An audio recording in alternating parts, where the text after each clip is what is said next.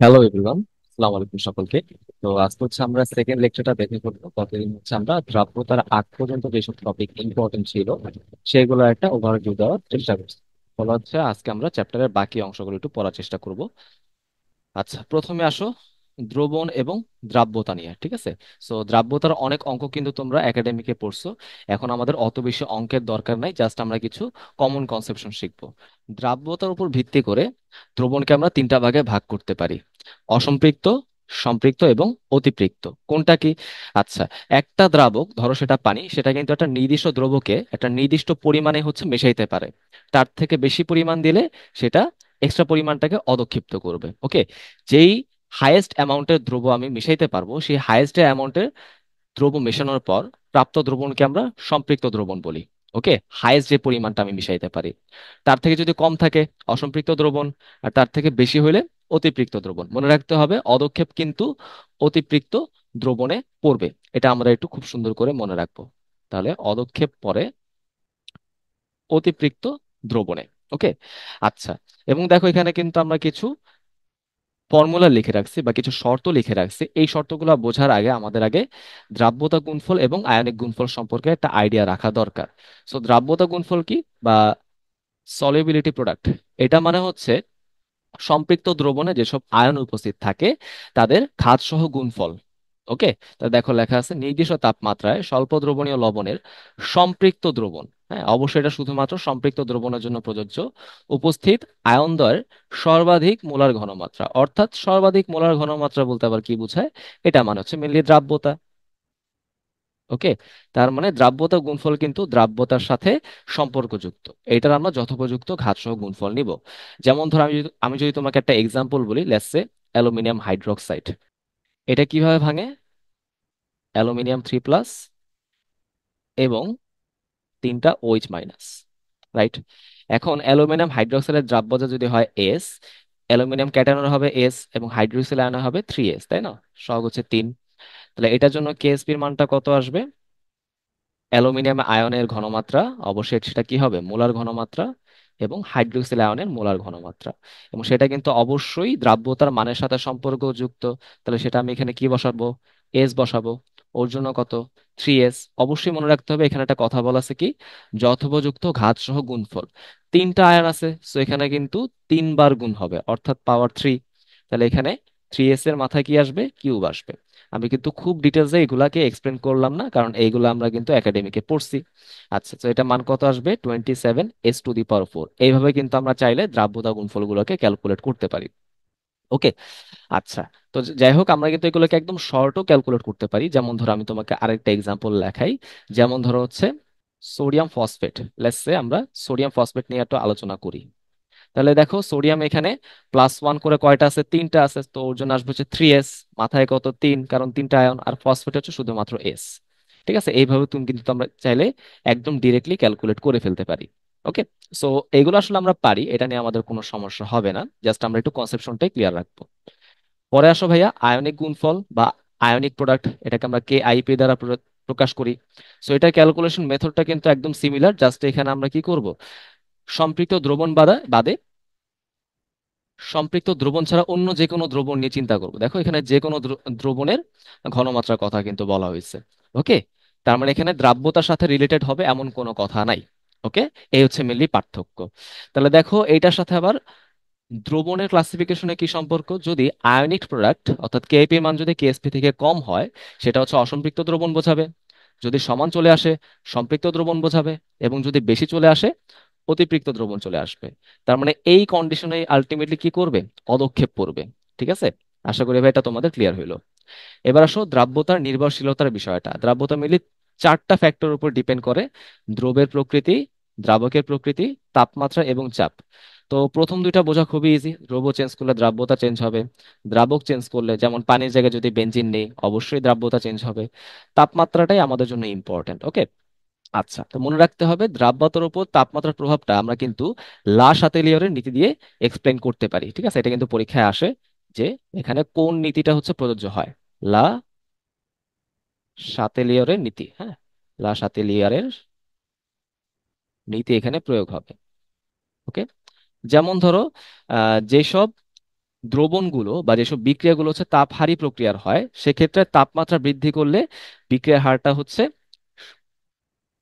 সম্মুখমুখী বিক্রিয়ার হার বৃদ্ধি পায়, সাম্যাবস্থা ডানে যায়, যার ফলে দ্রাব্যতার পরিমাণটাও বৃদ্ধি পাবে। জাস্ট আমরা একটু মনে রাখবো, যেখানে ডেলএইচ এর মানটা পজিটিভ হচ্ছে সেখানে তাপমাত্রা বৃদ্ধি করলে দ্রাব্যতা বৃদ্ধি পায়, তাই না?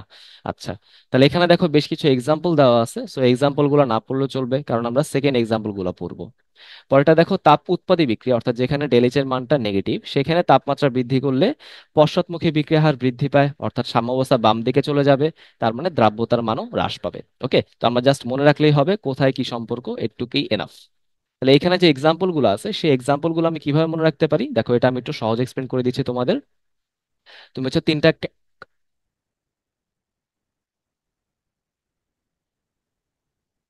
তুমি হচ্ছে তিনটা পরমাণুর কথা মনে রাখবে, বা তিনটা ধাতুর কথা তুমি মনে রাখবে। একটা হচ্ছে লিথিয়াম, সোডিয়াম এবং হচ্ছে ক্যালসিয়াম। ওকে, এই তিনটা ধাতুর কথা মনে রাখবা।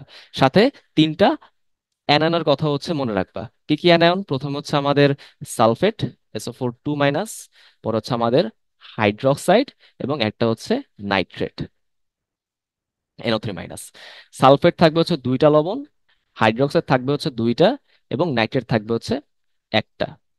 এভাবে মনে রাখো, lithium sulphate, sodium sulphate, sulphate শেষ। Sodium hydroxide, calcium hydroxide, hydroxide শেষ। লাস্টে হচ্ছে ক্যালসিয়াম নাইট্রেট। ওকে, তাহলে আশা করি ভাইয়া এই নামগুলো তোমাদের মনে থাকবে। দেখো এই যে লিথিয়াম সালফেট, সোডিয়াম সালফেট, তারপর সোডিয়াম হাইড্রোক্সাইড, ক্যালসিয়াম হাইড্রোক্সাইড, লাস্টে হচ্ছে আমাদের ক্যালসিয়াম নাইট্রেট। ওকে, তো আশা করি তোমরা এই নামগুলো মনে রাখতে পারবা, এক্সাম্পল কিন্তু দেয়। চাপের প্রভাবটা লেস ইম্পর্টেন্ট, কি লেখা আছে দেখো যে চাপ বৃদ্ধি করলে গ্যাসীয় দ্রব্যের দ্রাব্যতা বৃদ্ধি পায়, একটু মনে রাখলেই চলবে। আশা করি ভাইয়া তোমরা এই জিনিসগুলো বুঝতে পারছো। আচ্ছা, চলো এরপর আসো পরের টপিকটা, সেটা কি বলা হচ্ছে আয়নিক যৌগের পানিতে দ্রবণীয়তা। এখন ভাইয়া এই কথাটা বলতে আসলে কি বোঝায়, এটার জন্য আমাদের বুঝতে হবে হচ্ছে লাইক ডিজলভস লাইক নীতি। অর্থাৎ দ্রাবক যেরকম হবে সে সেরকম প্রকৃতির দ্রবকে নিজের মধ্যে মিশাইতে চাইবে। ওকে, তার মানে দেখো, আমাদের দ্রাবকটা যদি হয় পোলার, যেমন ধরো হচ্ছে পানি হইতে পারে, তরল অ্যামোনিয়া হইতে পারে, নাইট্রিক অ্যাসিড হইতে পারে, হ্যাঁ, তরল তোমার সালফার ট্রাইঅক্সাইড বা ধরো হচ্ছে সালফার ডাইঅক্সাইড হইতে পারে, তারপর তরল হচ্ছে হাইড্রাসিড হইতে পারে। তো মোট কথা, দ্রাবক যদি আমাদের পোলার হয় সে হচ্ছে আয়নিক যৌগকে নিজের মধ্যে মিশ্রিত করতে পারবে। কারণ আয়নিক যৌগে যে ক্যাটায়ন গুলো তৈরি হয় সেটা হচ্ছে দ্রাবকের নেগেটিভ প্রান্তের সাথে যুক্ত হয়। আয়নিক যৌগে যে অ্যানায়ন প্রান্ত যেগুলো আছে বা অ্যানায়নিক পার্ট যেগুলো আছে সেগুলো হচ্ছে দ্রাবকের নেগেটিভ পার্টের, পজিটিভ পার্টের সাথে যুক্ত হয়। এই কথাটা আমরা পড়বো। তাহলে অপর পার্টটা বোঝা খুবই ইজি, যে অপোলার দ্রাবক যেখানে কোনো পোলারিটি নেই সেগুলো নিশ্চয়ই সমযোজী যৌগের সাথে বিক্রিয়া করে দ্রবীভূত করে ফেলবে, তাই তো? বিষয়টা কিন্তু এরকমই। আচ্ছা, দেখো তাহলে অপোলার দ্রাবক কে কে হতে হতে পারে, CCl4, তারপর ধরো হচ্ছে বেনজিন, হেপটেন, কেরোসিন আর ডিজেল, তাই না? খুবই ইম্পর্টেন্ট। দ্রবণীয়তার শর্তটা কি? হাইড্রেশন শক্তি অবশ্যই ল্যাটিস শক্তি থেকে বেশি হইতে হবে।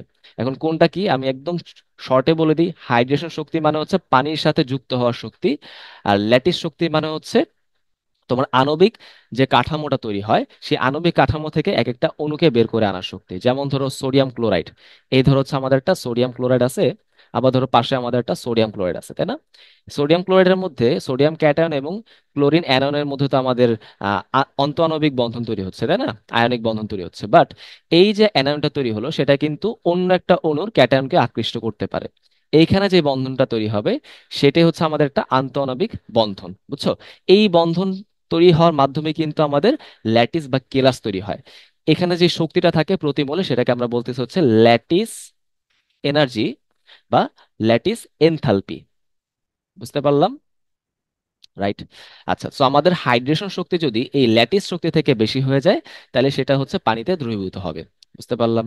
যেমন ধরো আমি যদি এক্সাম্পল বলি, সিলভার ফ্লোরাইড, এই সিলভার ফ্লোরাইডের হাইড্রেশন শক্তি সিলভারের অন্য যে কোনো হ্যালাইড যৌগ থেকে বেশি, যেমন সিলভার ক্লোরাইড বা সিলভার ব্রোমাইড বা সিলভার আয়োডাইড, এদের থেকে হচ্ছে বেশি। তাই তাই সিলভার ফ্লোরাইড পানিতে দ্রবীভূত হয়, বাট সিলভার ক্লোরাইড বা ব্রোমাইড বা আয়োডাইড কে হচ্ছে পানিতে দ্রবীভূত হয় না। একই রকম ভাবে চিন্তা করতে পারো, বেরিয়াম সালফেট আর লিড সালফেটের কিন্তু ল্যাটিস শক্তিটা বেশি, হাইড্রেশন শক্তি কম, তাই এরা হচ্ছে পানিতে অদ্রবণীয়। ওকে, বুঝতে পারলাম? আচ্ছা, লেড ক্লোরাইডের কথা দেখো, বা তুমি এখানে চিন্তা করো লেড আয়োডাইড আছে, তারপর ধর হচ্ছে আমাদের কিউপ্রাস আয়োডাইড, এটা ডাইমার আর কি। এই যৌগগুলো হচ্ছে ঠান্ডা পানিতে অদ্রবণীয়, বাট গরম পানিতে আবার দ্রবণীয়। কেন? কারণ গরম পানির যে কারণ গরম পানি যে হিটটা আছে, এই হিটটা হচ্ছে আলটিমেটলি হাইড্রেশন শক্তির সাথে অ্যাড হয়ে সে মানটাকে ল্যাটিস শক্তি থেকে বেশি করে দেয়, যার ফলে সেটা ঠান্ডা পানিতে দ্রবণীয় না হইলেও গরম পানিতে মিশতে পারে। ওকে, আশা করি ভাই জিনিসটা বুঝতে পারছো। চলো একটা প্রশ্ন সলভ করি।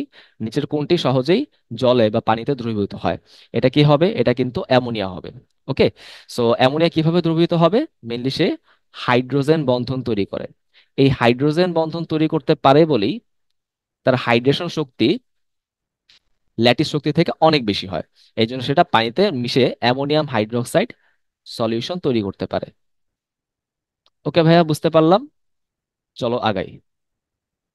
এখন পানিতে দ্রবণীয় বিভিন্ন লবণ নিয়ে এখানে আলোচনা করা হয়েছে। হ্যাঁ, সো এগুলো হচ্ছে মেনলি আমাদের কবির স্যারের বই ইনফরমেশন, হাজারি স্যারের বইয়ের মধ্যে এমন কোনো আলোচনা নাই। সো এগুলো আমরা আবার হচ্ছে পড়াশোনা করার চেষ্টা করব কিভাবে হচ্ছে আমরা যুক্তি দিয়ে পড়তে পারি। আগে আমরা বইয়ের ইনফরমেশন গুলো দেখি, কোন কার্বনেট এবং বাইকার্বনেট লবণগুলো মিশতে পারে বা পারে না দেখি।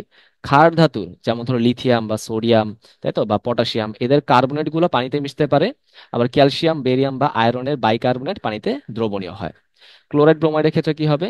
আমাদের mercurous chloride, cuprous chloride, cuprous bromide, এগুলো হচ্ছে পানিতে মিশতে পারে না। অন্য যে কোনো ক্লোরাইড বা ব্রোমাইড হচ্ছে পানিতে মিশতে পারে।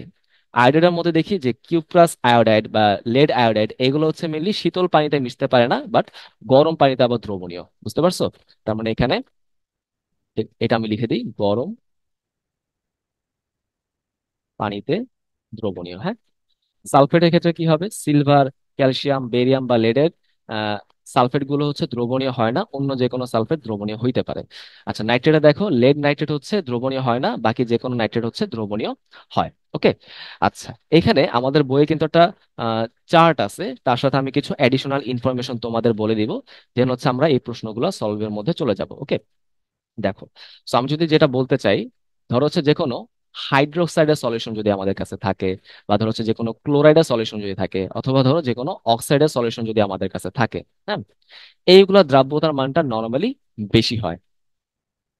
ওকে, এখন বিষয় হচ্ছে এদের দ্রাব্যতার মানটা বা দ্রবণীয়তার আহ, পরিমাণটা কেন বেশি হচ্ছে? কারণ এইসব যৌগের বা এইসব আয়ন দ্বারা তৈরি যৌগের হাইড্রেশন এনথালপির মানটা তুলনামূলকভাবে বেশি হয়। আবার ওইদিকে সালফেটের যদি কথা আমরা বলি, তারপর ধর হচ্ছে কার্বনেটের কথা যদি বলি, হ্যাঁ, তারপর ধর হচ্ছে নাইট্রেটের কথা যদি আমি বলি, অথবা ধরো হচ্ছে ডাইক্রোমেটের কথা যদি আমি বলি, এইসব আয়ন দ্বারা তৈরি হওয়া যৌগের দ্রবণীয়তা বা দ্রাব্যতা কিন্তু কম হয়, নর্মালি একটু কম হয়। কেন কম হচ্ছে? কারণ এইসব যৌগের হাইড্রেশন শক্তির মানটা কম হয়, ল্যাটিস শক্তির মানটা একটু বেশি হয়। রাইট? তার মানে এই যে ছোট ছোট আয়ন যেগুলো আছে তাদের হাইড্রেশন এনথালপি বেশি, এই যে এখানে যে বড় বড় আয়নগুলো আছে তাদের ল্যাটিস শক্তিটা বেশি। ওকে, এইটুকু আমরা পড়লাম। এবার সকল ধরনের হাইড্রোক্সাইড কি বা সকল ধরনের ক্লোরাইড কি পানিতে দ্রবীভূত হবে? উত্তর হচ্ছে না। তাহলে এই সিকোয়েন্সটা কিন্তু আমাদের জন্য ইম্পর্টেন্ট। মেনলি পরীক্ষা হচ্ছে গ্রুপ টু এ যে ধাতুগুলো আছে, মৃৎকার ধাতু, তাদের জন্য সম্পর্কটাই মেনলি পরীক্ষা বেশি দিয়ে থাকে, সেগুলো আমরা দেখার চেষ্টা করি। সো আমি যদি এখানে একটা আয়ন দিয়ে যে যৌগগুলো তৈরি হয় সেগুলো বোঝানোর চেষ্টা করি, তাহলে হচ্ছে তোমরা বাকিগুলো পারবা। তো ধরো হচ্ছে আমরা হাইড্রোক্সাইড দিয়ে চিন্তা করতেছি। প্রথমে যে যৌগটা আসবে সেটা হচ্ছে বেরিলিয়াম হাইড্রোক্সাইড, তারপর হচ্ছে ম্যাগনেসিয়াম হাইড্রোক্সাইড, মানে হচ্ছে calcium hydroxide, strontium hydroxide, barium hydroxide. আর রেডিয়াম যেহেতু তেজস্ক্রিয়, ওটার কোনো হাইড্রোক্সাইড পাওয়া যায় না। তাহলে এই হচ্ছে আমাদের গ্রুপ টু এর যে হাইড্রোক্সাইড গুলো। এবার এদের মধ্যে কার দ্রবণীয়তা পানিতে বেশি, কার কম, তাই না? এইটা যদি আমি একটু দেখতে চাই, তাহলে কিভাবে দেখতে পারবো? ভাই একটা জিনিস মনে রাখবা যে সাইজ ডিফারেন্স যত বেশি, হ্যাঁ, এটা আমি হচ্ছে এখানে লিখে দিই, সাইজ ডিফারেন্স যত বেশি তার সলিউবিলিটি বা সলভেবিলিটি বা দ্রবণীয়তা তত বেশি। ওকে, অর্থাৎ বড় ছোট যত বেশি কম্বিনেশন থাকবে সেটা পানিতে তত বেশি মিশতে পারবে। ওকে, সো এটা কিন্তু একটা জটিল ব্যাখ্যার সরলতম রূপ। আমরা তো এত ব্যাখ্যা পড়বো না, আমরা জাস্ট এরকম কিছু শর্ট ট্রিক্স বা হ্যাকস আমরা একটু মনে রাখবো। যত বেশি সাইজ ডিফারেন্স তত বেশি দ্রবণীয়তা। যেমন একটু খেয়াল করে দেখো, আমরা কিন্তু অলরেডি বলছিলাম এইগুলা হচ্ছে স্মলার আয়ন, তাই তো, ছোট ছোট আয়ন। তো এদের সাথে যদি বড় বড় আয়ন থাকে তাহলে তাদের মধ্যে সাইজ ডিফারেন্সও বেশি হবে, তারা পানিতে তত বেশি মিশতে পারবে। এখন আমাকে বলো, একই গ্রুপে যত আমি উপর থেকে নিচের দিকে আসব, সাইজ কি বাড়তে থাকবে নাকি কমতে থাকবে? নিশ্চয়ই আমাদের সাইজটা বাড়তে থাকবে, কারণ শক্তি স্তর অ্যাড হইতে থাকে। অর্থাৎ যত নিচে আসবো তত হচ্ছে আমাদের ক্যাটায়নগুলোর আকার বড় হবে, সো বড় ছোট ডিফারেন্সে কিন্তু তত বাড়তে থাকবে। তার মানে তাদের মধ্যে দ্রবণীয়তা কিন্তু বাড়তে থাকবে। তার মানে বুঝতে পারলাম কি, এই ক্ষেত্রে হাইড্রোক্সাইড যৌগগুলোর দ্রবণীয়তা ক্যাটায়নের সাইজের সাথে সাথে বাড়তে থাকবে। তার মানে বেরিলিয়ামের হচ্ছে কম, দেন হচ্ছে ম্যাগনেসিয়াম, হ্যাঁ, তারপর হচ্ছে আমাদের ক্যালসিয়াম, তারপর হচ্ছে স্ট্রনসিয়াম, লাস্টে হচ্ছে বেরিয়াম। এর মধ্যে একটা কথা তোমাদের বই থেকে পড়তে পারো, যে বেরিলিয়াম হাইড্রোক্সাইডের দ্রাব্যতা এতই কম যে সে পানিতে প্রায় মিশেই না। তার মানে এটা হচ্ছে পানিতে অদ্রবণীয়। এটা তোমরা হচ্ছে এক্সট্রা করে একটু মনে রাখতে পারো, অদ্রবণীয়। ওকে। আচ্ছা, এবার যদি তুমি এখান থেকে আসো, ধরো আমি একটা দেখাচ্ছি সালফেট দিয়ে যদি দেখাই, beryllium sulphate, magnesium sulphate, calcium sulphate, strontium sulphate, এবং ধরো হচ্ছে বেরিয়াম সালফেট। এই ক্ষেত্রে কি হবে? ভাই দেখো, এই যে আয়নগুলো, এগুলো কিন্তু এখন ছোট ছোট আয়ন নেই, এগুলো হচ্ছে বড় বড় আয়ন, তাই না? Larger ion. অর্থাৎ তাদের সাথে যত ছোট ক্যাটায়ন আমি অ্যাড করতে পারবো, সাইজ ডিফারেন্স তত বেশি হবে, অর্থাৎ তারা তত বেশি দ্রবণীয় হবে। অর্থাৎ এই ক্ষেত্রে আমরা দেখবো কোথায় ছোট ছোট আয়ন আছে, এবং আমরা সেম জিনিস যতই আমি উপর থেকে নিচের দিকে আসবো, সাইজ তো আমাদের বাড়তে থাকে। তো সাইজ বাড়া মানে কি বলতো ভাই? সাইজ ডিফারেন্স এখানে কমা, তাই তো? কারণ এই আয়ন তো অলরেডি আমাদের বড় বড় ছিল, তার সাথে যদি আমি বড় আয়ন বসাই দিই সেটা তো কম মিশবে। অর্থাৎ আমি যত ছোট আয়ন পাবো তত দ্রবণীয় হবে। যেহেতু উপরের দিকে আয়নগুলো ছোট হবে, সো এটা তত বেশি দ্রবণীয় হবে। অর্থাৎ এই ক্ষেত্রে বেরিলিয়াম সালফেট হচ্ছে বেশি দ্রবণীয়, তারপর ম্যাগনেসিয়াম, তারপর ক্যালসিয়াম, তারপর স্ট্রনসিয়াম, আর লাস্টে হচ্ছে বেরিয়াম সালফেট। বুঝতে পারলাম? সো এখানে কিন্তু সিকোয়েন্সটা উল্টা হয়। এবং সালফেট লবণগুলা কিন্তু আমরা অলরেডি দেখে আসছি ভাই, সালফেট লবণগুলা কিন্তু অনেক কম মিশ্রিত হয়, তাই না? পানিতে হচ্ছে অনেক কম দ্রবীভূত হয়। যেমন এই দেখো, যেখানে ক্যালসিয়াম আর বেরিয়ামের কথা বলছে, এদের দ্রাব্যতা এতই কম যে এরা হচ্ছে পানিতে প্রায় অদ্রবণীয় হয়, তাই না? এই যে ক্যালসিয়াম এবং বেরিয়ামের কথা বলছে, তার মানে চিন্তা করতে পারো যে ক্যালসিয়াম বা স্ট্রনসিয়াম বা বেরিয়াম সালফেট এরা হচ্ছে পানিতে আক্ষরিক অর্থে কিন্তু অদ্রবণীয়। রাইট? আচ্ছা, এগুলো একটু মনে রাখলেই চলবে, আশা করি আমরা পারবো। চলে আসো কিছু প্রশ্নে। প্রথম প্রশ্নটা দেখি, নিচের কোন সেটটিতে সম আয়ন প্রভাব বিদ্যমান? সম আয়ন মানে কি বলতো ভাইয়া? একটা কমন আয়ন থাকবে, তাই না? কমন আয়ন থাকবে। এখন এই ধরনের প্রশ্ন কিন্তু আমরা একাডেমিকে সলভ করছি, এই ধরনের প্রশ্ন দিয়ে আমরা অনেক অঙ্ক করছি, জাস্ট আমরা এখান থেকে কিছু প্রশ্ন করব, মানে বিগত বছর কিছু প্রশ্ন করলে আমাদের হয়ে যাবে। এখন তুমি দেখো ভাই, এখানে মোটামুটি যে এ ক ক খ গ সবগুলোর মধ্যে আমরা কমন কিছু আয়ন দেখতে পারতেছি, তাই না? তাহলে এখানে ক খ গ সব কি উত্তর হবে? না। কারণ এখানে যে আমি সম আয়নের কথাগুলো বলতেছি, এই সম আয়ন কোন যৌগ থেকে আসে সেটাও কিন্তু ইম্পর্টেন্ট। যৌগগুলোর মধ্যে একটা হবে হচ্ছে তীব্র তড়িৎ বিশ্লেষ্য, তীব্র ইলেকট্রোলাইট,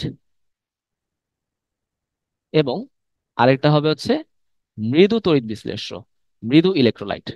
তড়িৎ অবিশ্লেষণ কিন্তু এখানে সমায়ন প্রভাবে কোনো সুযোগ নাই, কারণ সে তো আয়নই দেয় না, তাই না? আয়ন তো দিতে হবে, যৌগের মধ্যে থাকলে তো হবে না। খেয়াল করে দেখো ভাইয়া, অ্যালকাইল হ্যালাইড কিন্তু তড়িৎ অবিশ্লেষ্য, অপশন বাদ।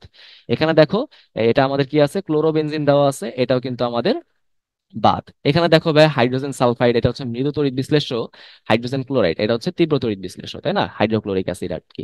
এদের মধ্যে হাইড্রোজেন ক্যাটায়নটা হচ্ছে কমন আয়ন, সো এটাই হচ্ছে আমাদের উত্তর হবে। ওকে, হয়তো কোনো আমি আয়নের সমতা দেখতে পারতেছি না।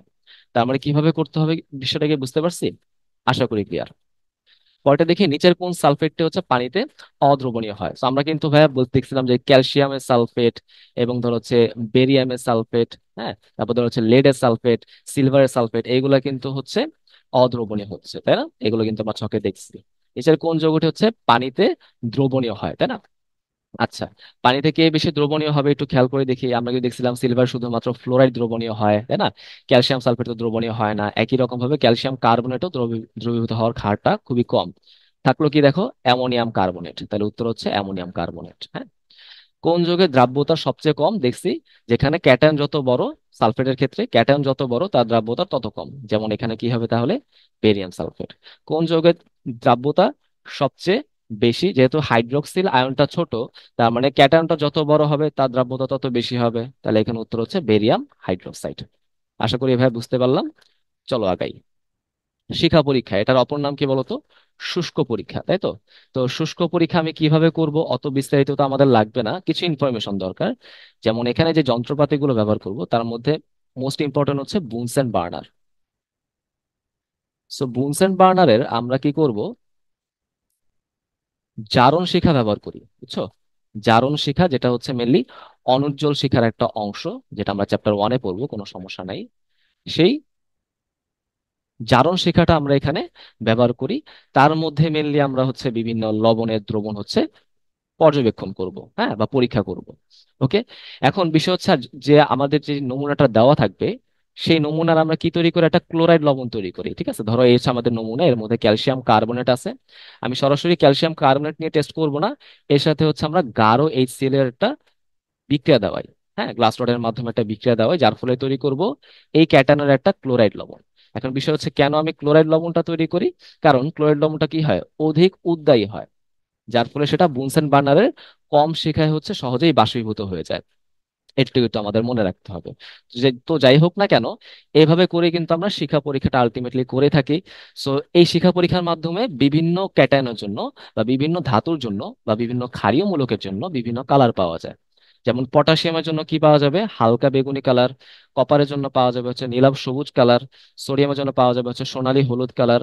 আর হচ্ছে ক্যালসিয়ামের জন্য পাওয়া যাবে হচ্ছে ইটের মতো লাল কালার। আমি যদি কোবাল্ট ব্লু গ্লাস দিয়ে পরীক্ষাটা করি, পটাশিয়ামের জন্য পাওয়া যাবে গোলাপি লাল, ক্যালসিয়ামের জন্য পাওয়া যাবে হচ্ছে হালকা সবুজ, বাকিগুলোর জন্য আমরা কোনো বর্ণ পাই না। একটু আমাদের এটা মনে রাখতে হবে, ভেরি ভেরি ইম্পর্টেন্ট, পরীক্ষাগুলো থেকে কমনলি প্রশ্ন আসে। ফ্লেম টেস্ট বা শিখা পরীক্ষায় কোনটা গোল্ডেন ইয়েলো বা সোনালী কালার দেখাবে, সোডিয়াম, তাই তো? আচ্ছা, নীলাভ সবুজ কালার কোনটা দেখাবে, এটা হচ্ছে কপার। কোনটি হচ্ছে বেগুনি বর্ণ দেখাবে, পটাশিয়াম। কোবাল্ট কাচের নিচে হচ্ছে ক্যালসিয়াম শিখা দেখতে কিরকম, খালি চোখে দেখতে হয় ইটের মতো লাল, বাট কোবাল্ট গ্লাসের নিচে দেখতে হবে হালকা সবুজ। ওকে। তারপর এখানে দেখো সোনালী হলুদ শিখা কে তৈরি করবে, সোডিয়াম। এটা কিন্তু পরীক্ষার জন্য অনেক বেশি ইম্পর্টেন্ট। আচ্ছা, এবার হচ্ছে আমাদের আয়ন শনাক্তকরণের কিছু পরীক্ষা আছে। এখান থেকে আমরা কি করব, বিক্রিয়া তো এত বেশি ইম্পর্টেন্ট না, আমরা পড়বো হচ্ছে আয়নের নাম, বিকারক, এবং হচ্ছে অদক্ষেপের বর্ণ। সেগুলো কিন্তু তুমি খুব সহজেই মনে রাখতে পারো, আমি তোমাদের একটা হ্যাক্স দেখাই দিই বা একটু এই জিনিস একটু পড়াই দিই, হ্যাঁ। তো এখানে যেই সব বিকারক গুলো কমনলি লাগে তার মধ্যে প্রথমে হচ্ছে অ্যামোনিয়াম হাইড্রোক্সাইড।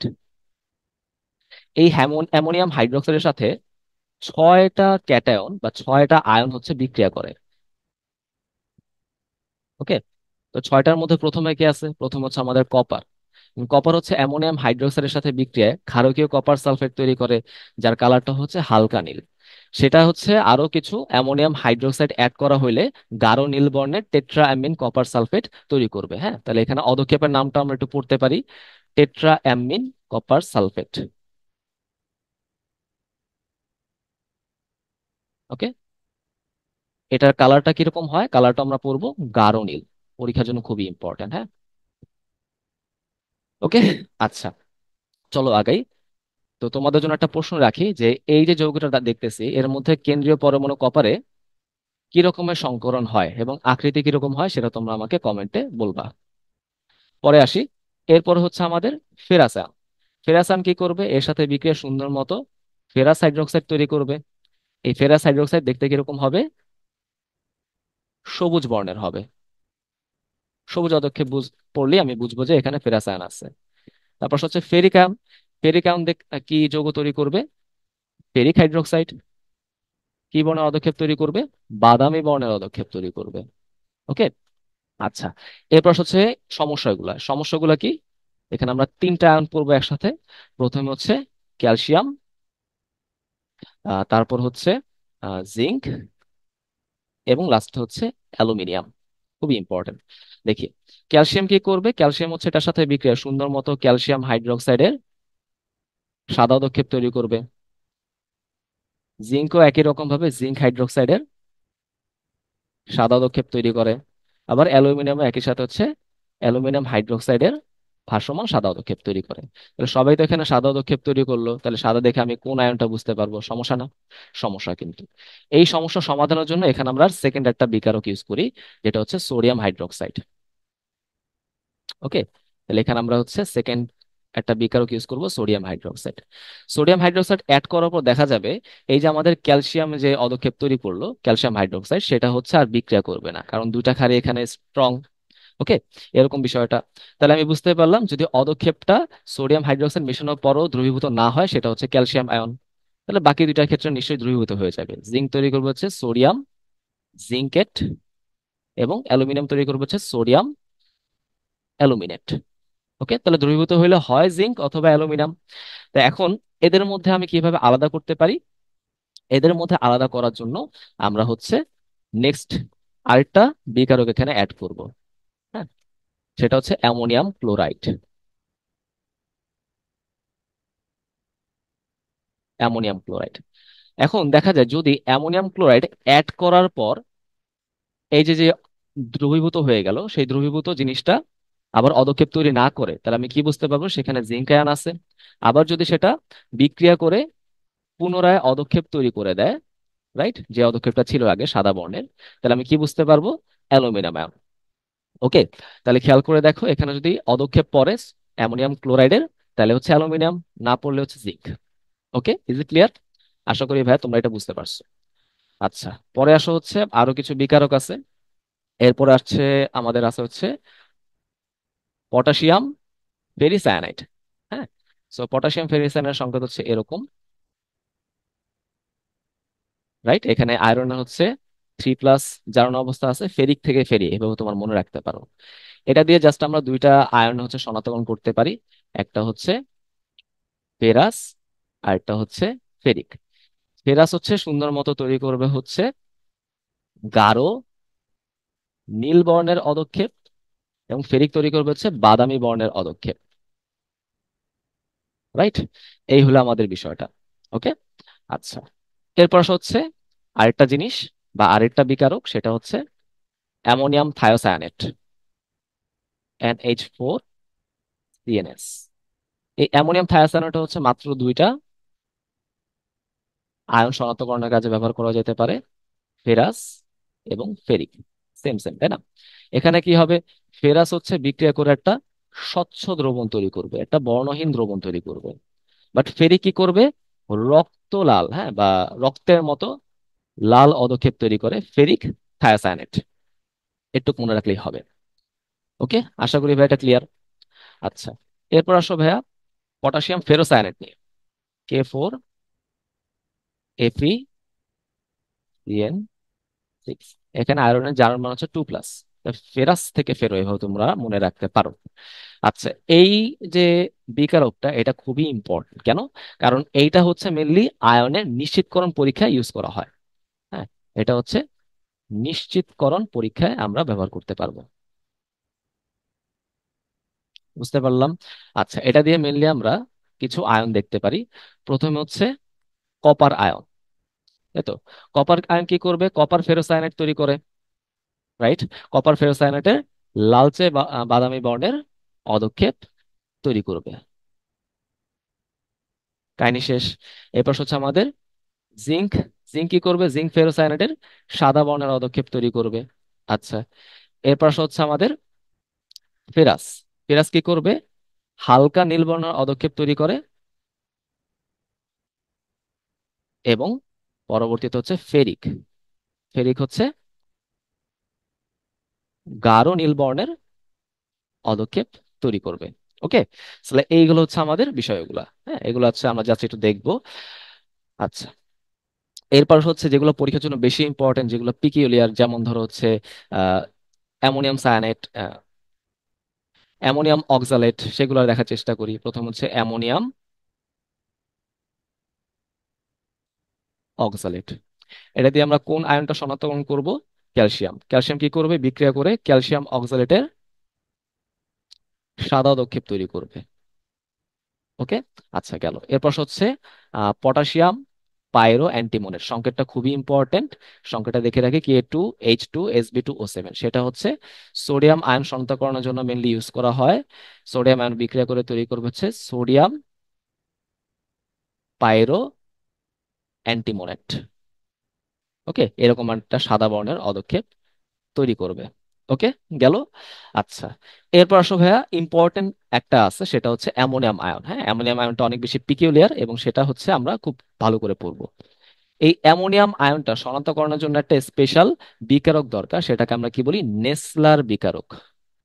এখন নেসলার বিকারক বলতে কি বোঝায়, এটা দিয়ে মেনলি বোঝায় ক্ষারীয় পটাশিয়াম টেট্রা আয়োডো মার্কিউরেট। অর্থাৎ এখানে একটা ক্ষার থাকবে, সোডিয়াম হাইড্রোক্সাইড হইতে পারে অথবা পটাশিয়াম হাইড্রোক্সাইড হইতে পারে, তার সাথে হচ্ছে পটাশিয়াম টেট্রা আয়োডো মার্কিউরেটের মিশ্রণ থাকবে। এইটাই হচ্ছে মেনলি নেসলার বিকারক। ওকে, পরীক্ষার জন্য কিন্তু খুবই ইম্পর্টেন্ট এটা। আচ্ছা, এখন এখানে বিক্রিয়া কি হয় সেটা তো আমাদের জানা দরকার নাই, আমরা জাস্ট জানবো এটা অ্যাড করার পর কোন বর্ণের অদক্ষেপ তৈরি হবে।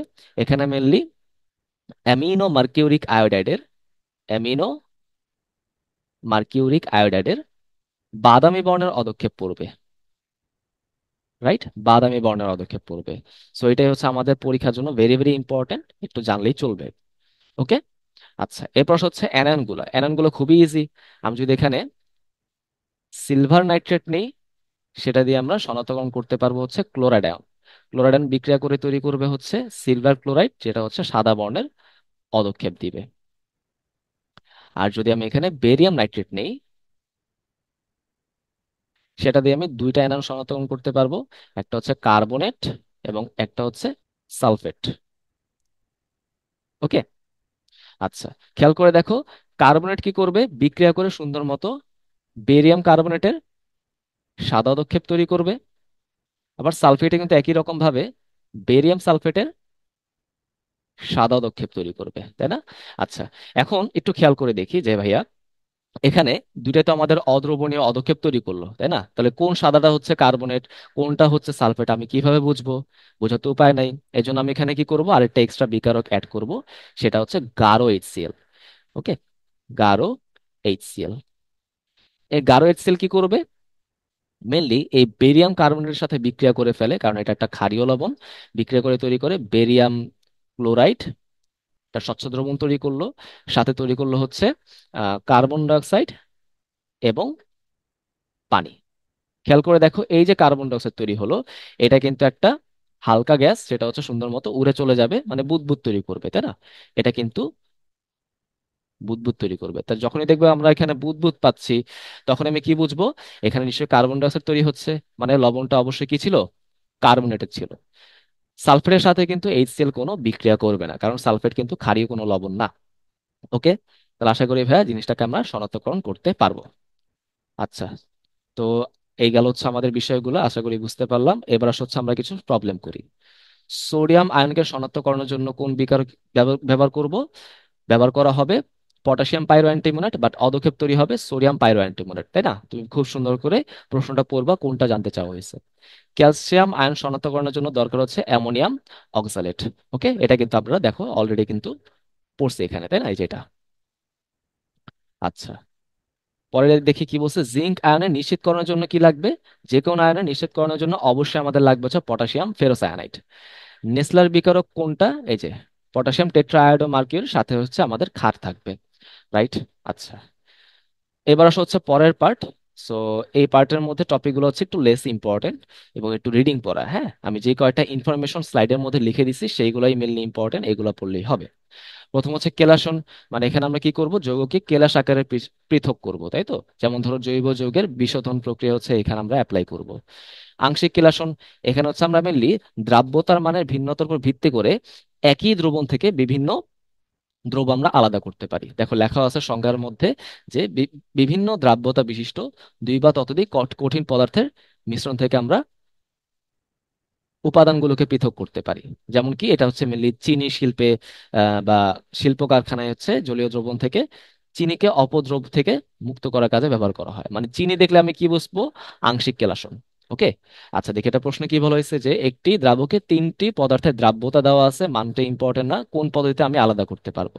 মনে রাখবো, যদি আমাদের একটা দ্রব্য আলাদা করতে হয় তাহলে করবো হচ্ছে কেলাসন, যদি একাধিক দ্রব্য আলাদা করতে হয় তাহলে আমি করবো হচ্ছে আংশিক কেলাসন। তাহলে উত্তর হচ্ছে অপশন বি। চলো আগাই।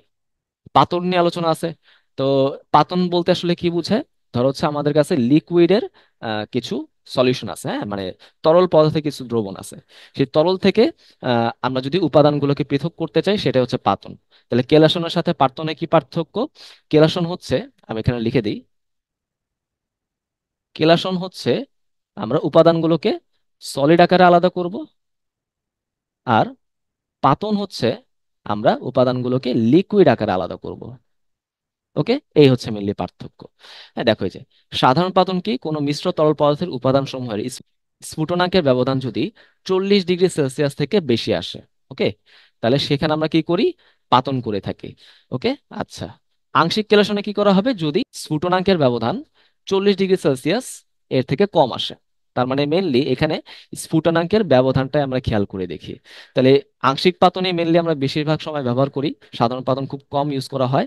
তো দেখো, পেট্রোলিয়ামের বিশোধনে আমরা আংশিক পাতন ইউজ করব, আলকাতরার উপাদান পৃথকীকরণে আমরা ইউজ করব, লঘু তেল থেকে অ্যারোমেটিক হাইড্রোকার্বন, এটা নিয়ে আমরা বিস্তারিত হচ্ছে অর্গানিক আলোচনা করব। তারপর চিনির গাজন থেকে প্রাপ্ত তরল, এখান থেকে অ্যালকোহল উৎপাদন, খুবই ইম্পর্টেন্ট।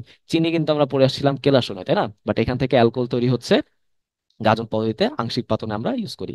আর rectified spirit, very very important, এটাও কিন্তু আমরা আংশিক পাতনে করে থাকবো। আচ্ছা, নিম্নচাপ পাতন, এখান থেকে আমাদের যে ইম্পর্টেন্ট যেসব ইনস্ট্রুমেন্ট আছে সেগুলো কিন্তু আমাদের পড়া উচিত। যেমন ধরো হচ্ছে আমাদের হচ্ছে আহ সাধারণ পাতন আমরা কি করি, লিবিক শীতক ব্যবহার করি। আবার আংশিক পাতনে আমরা অংশ কলাম ব্যবহার করি, এটা মনে রাখা ইজি, নামের সাথে মিল আছে। এরকম কিছু স্পেশাল ইনস্ট্রুমেন্ট গুলোর নাম আমরা মনে রাখবো। যেমন ধরো হচ্ছে নিম্নচাপ পাতনে আমরা কি করি, ক্লেইজেন ফ্লাস্ক ব্যবহার করি। হ্যাঁ, এত ডিটেলস তো আমাদের পড়ার দরকার নাই, জাস্ট আমরা দেখবো কোনটার কি ব্যবহার। তরল পদার্থের দ্রুত পাতনের জন্য নিম্নপাতন করা যেতে পারে। লাই থেকে বিশুদ্ধ গ্লিসারিন সংগ্রহের জন্য নিম্নপাতন করা যেতে পারে। আর চিনি শিল্পে আখের রসকে গাঢ় করার কাজে কিন্তু নিম্নচাপ পাতন ইউজ করা যেতে পারে। স্টিম পাতন, স্টিম পাতন কোথায় ইউজ করা যেতে পারে, বিভিন্ন পারফিউম তৈরিতে ইউজ করা যেতে পারে। হ্যাঁ, পারফিউম, এটা কিন্তু ইম্পর্ট্যান্ট। যেমন সুগন্ধি তেল থেকে উপাদান সংগ্রহ, উদ্ভিদ থেকে প্রয়োজনীয় তেল সংগ্রহ, ঠিক আছে। তারপর ধর হচ্ছে অর্থ এবং প্যারা সমাণু আলাদা করার কাজে ইউজ করা যেতে পারে। আর অ্যানেলিনের বিশোধন, খুবই খুবই ইম্পর্টেন্ট, এটার কাজে কিন্তু ব্যবহার করা যেতে পারে। ঊর্ধ্বপাতন, ঊর্ধ্বপাতন ভেরি ভেরি ইম্পর্টেন্ট, এটা থেকেই প্রশ্ন আসার সম্ভাবনা সবচেয়ে বেশি। এখন ঊর্ধ্বপাতন মানে কি, ঊর্ধ্বপাতন মেনলি করা হবে ঊর্ধ্বপাতিত যৌগে। এখন ঊর্ধ্বপাতিত যৌগ মানে কি জানো, যেসব পদার্থকে কঠিন থেকে তাপ দিলে সরাসরি বাষ্পে কনভার্ট হয়ে যায়, তরল কোনো ফেজ পাওয়া যায় না, তারাই হচ্ছে ঊর্ধ্বপাতিত যৌগ। ঊর্ধ্বপাতিত যৌগ। এখন ঊর্ধ্বপাতিত যৌগগুলো আমাদের পরীক্ষার জন্য ভেরি ভেরি ইম্পর্টেন্ট। প্রশ্ন আসে, কিভাবে মনে রাখা যাইতে পারে? দেখো, সাবেক আয়না, এই ছন্দ দিয়ে আমরা কিন্তু চাইলে এটাকে মনে রাখতে পারি। সাবেক আয়না। সা দিয়ে হচ্ছে সালফার, সালফারের বাংলা নাম কি বলতো? গন্ধক। বে দিয়ে হচ্ছে benzoic acid, benzoic acid, benzene না কিন্তু, বেনজোইক অ্যাসিড, খুবই ইম্পর্টেন্ট। ক দিয়ে হচ্ছে কর্পূর, বা এটার অপর নাম হচ্ছে নিষেধল বলা যেতে পারে। আচ্ছা, আই দিয়ে হচ্ছে আয়োডিন, আয়োডিন, হ্যাঁ। আর ন দিয়ে হচ্ছে ন্যাপথালিন, ন্যাপথালিন, অথবা এটা অথবা না, এবং নিষাদল। নিষাদল হচ্ছে বেসিক্যালি অ্যামোনিয়াম ক্লোরাইড। তাই তো, এগুলো তোমাদের একটু মনে রাখতে হবে। সো এই ছন্দটা হচ্ছে খুবই হেল্পফুল, আমি এভাবে মনে রাখতাম, তোমাদের আমি বলে দিলাম।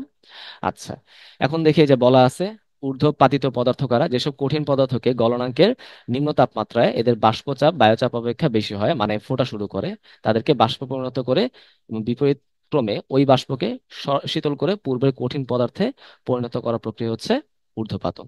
ঊর্ধ্বপাতনযোগ্য পদার্থ কারা, অলরেডি বলছি আমরা, কর্পূর, sulphur, naphthalene, benzoic acid, iodine, নিষেতল বা অ্যামোনিয়াম ক্লোরাইড, অ্যালুমিনিয়াম ক্লোরাইড কিন্তু এখানে আছে। তাই তো, আচ্ছা। প্রশ্ন দেখি, সালফারকে তাপ দেওয়া হলে তরল না হয় সরাসরি কঠিন, তার মানে ঊর্ধ্বপাতনের কথা এখানে বলা হচ্ছে, তাই তো, ঊর্ধ্বপাতন। তো আশা করি এটা ক্লিয়ার।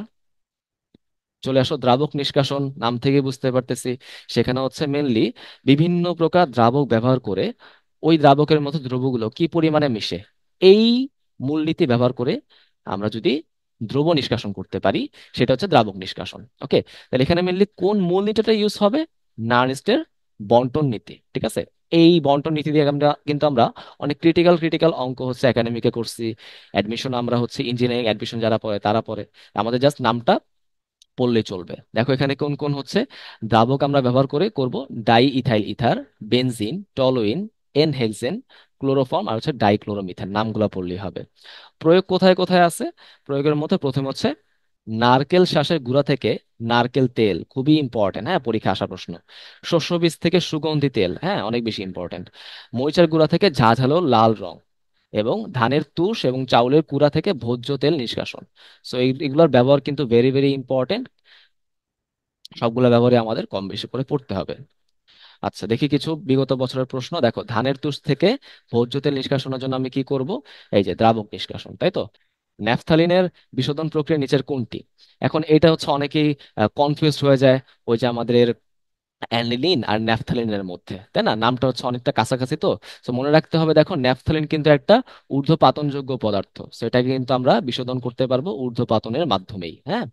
আচ্ছা, বৃষ্টির পানি থেকে লবণ কিভাবে আলাদা করতে পারি? যেহেতু দেখো, এটা মেনলি আমরা কি করব? পাতনের মাধ্যমে আলাদা করি, তাই না, যেহেতু এখানে আমাদের লিকুইড সলিউশনের কথা বলা হচ্ছে। আচ্ছা, যাই হোক, কোন মিশ্র তরল উপাদানের উপাদান সমূহের স্ফুটনাঙ্ক নিম্ন কত ডিগ্রি সেলসিয়াস হলে আংশিক পাতন করা যায়?